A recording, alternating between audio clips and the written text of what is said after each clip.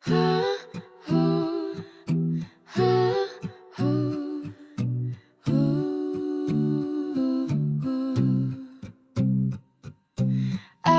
ng sweldo, masaya sa umpisa, pero pagtingin sa payslip, biglang nawala ang saya. May GA size, SSS PhilHealth pa, at si Pag-ibig parang CX, hino-hold up ka.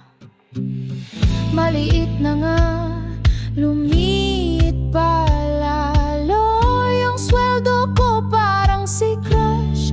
Hanggang tingin lang, di ko mahawakan. Oh no, sahod na, wala na.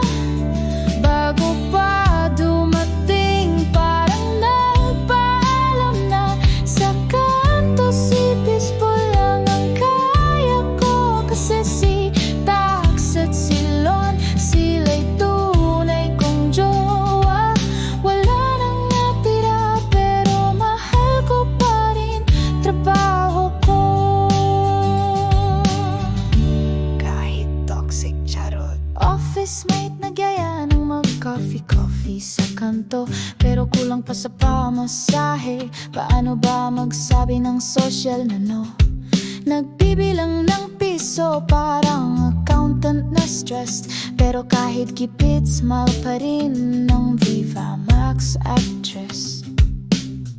Maliit na nga, lumiit pa, at biglang nawawala ang sweldo ko. Parang stock ng printer, laging paubos, wala na namang toner. Sahod na, wala na. Bago pa dumating, parang nagpaalam na.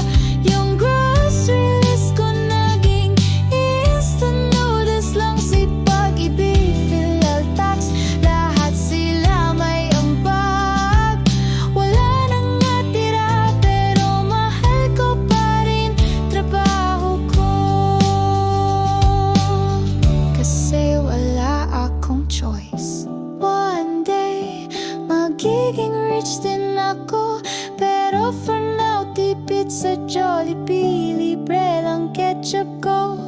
Basta kasama kayo, mga ka-deduction ko.